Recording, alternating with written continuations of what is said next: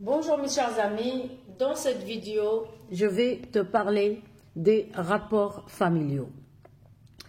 Les rapports familiaux et comment tu dois te comporter avec les membres de ta famille et comment tu dois être neutre, quelle que soit la situation.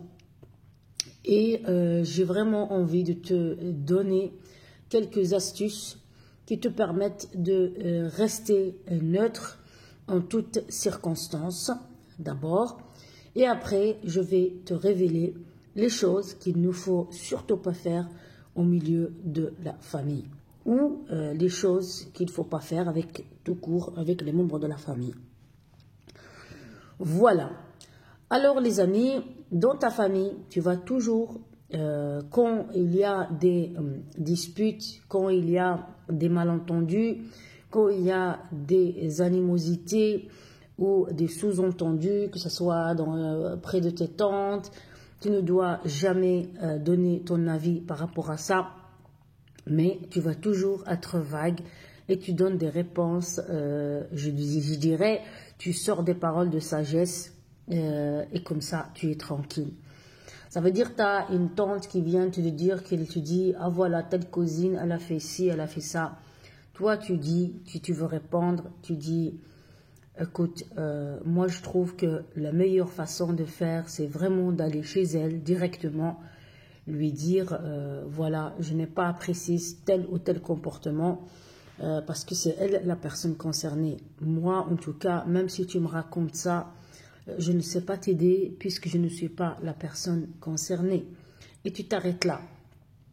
Et voilà, donc parfois, certains membres de la famille cherchent à t'impliquer dans des conflits que toi, tu n'as rien à voir. Donc, je te dis que sois vigilant, ne fais pas ça au nom de la famille, au nom de la solidarité.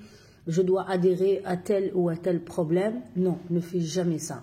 Même si par exemple, tu as une cousine qui a un différend avec ta sœur, par exemple, toi, tu ne vas pas prendre parti ni de ta sœur, ni de ta cousine. Tu leur dis, réglez ça entre vous. Moi, je n'ai rien à voir dans cette histoire. Et comme ça, tu gardes une image noble et une image de personnes qui ne se mêlent pas dans les embrouilles. Et dans le futur, tu vas être une personne de confiance et que tu vas être considéré par tous les membres de la famille. Parce que toi, tu ne sais pas si ta soeur ou ta cousine vont s'arranger entre eux, ils vont se réconcilier. Et toi, tu vas être la personne, le mouton noir qui a intervenu dans un conflit dans lequel tu aurais mieux fait d'être neutre et d'être à l'écart. Voilà, je te dis ça parce que la famille, c'est très important et on doit garder les liens familiaux sains. On ne doit pas s'embrouiller parce qu'il y a de la jalousie, même dans les membres de la famille, même entre les sœurs et les frères. Je te rassure que ça, c'est vraiment, ça existe et donc tu dois faire très attention. Et comme on dit famille, ben c'est tabou, on n'ose pas avouer ces choses-là. Alors maintenant, ça c'est le comportement que tu dois adopter dans ta famille pour passer pour une personne sage, pour une personne de référence et pour une personne qui a une image, une personne qui sort du lot, une personne charismatique dans ta famille et respectée bien sûr. Alors les choses qu'il ne faut pas faire. Alors moi, je te conseille formellement d'avoir des rapports d'argent avec ta famille.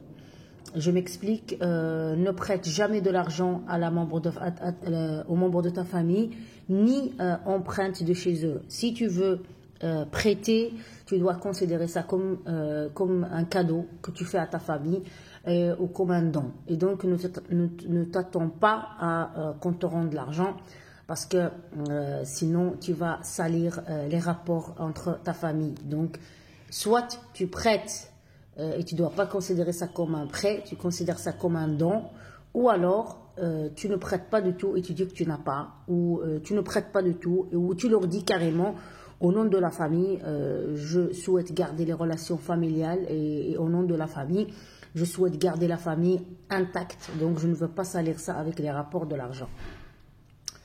Alors la deuxième chose à ne pas faire dans le cercle familial, c'est de raconter tes soucis avec ton conjoint ou ta conjointe. Donc, quand tu as un problème qui se passe dans le foyer, ne jamais raconter cela à tes parents. Pourquoi? Parce que toi, peut-être, tu vas te réconcilier avec ton mari ou avec ton épouse. Donc, vous allez être apaisés, le calme va revenir dans le foyer. Mais les autres, eux, dans leur esprit, il y a toujours l'animosité. Ils ne sont pas tranquilles et ils vont toujours t'envoyer les problèmes par leur esprit qui est mélangé, parce que justement ils vont prendre parti pour leur fils ou leur fille et ils vont considérer que vous n'êtes toujours pas conciliés et qu'il y a toujours et alors il y a une sorte de haine que tu vas créer vis-à-vis de ta femme ou vis-à-vis de ton époux. Donc s'il te plaît, règle tes problèmes de foyer en interne. Maintenant, même si,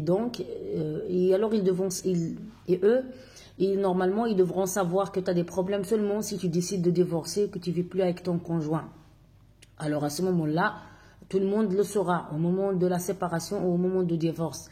Mais ne raconte pas les problèmes et ne parle pas du mal de ton conjoint ou de ta conjointe, alors que vous êtes toujours ensemble, parce qu'il y aura toujours réconciliation. Et les autres, donc tu as impliqué des personnes qui ne devaient pas être impliquées dans votre couple. Voilà, si tu as envie de parler, va consulter un conseiller conjugal et ne raconte pas tes problèmes, même pas à ton ami, même pas à tes amis. Alors il y a une autre chose qu'il ne faut pas faire dans la famille, c'est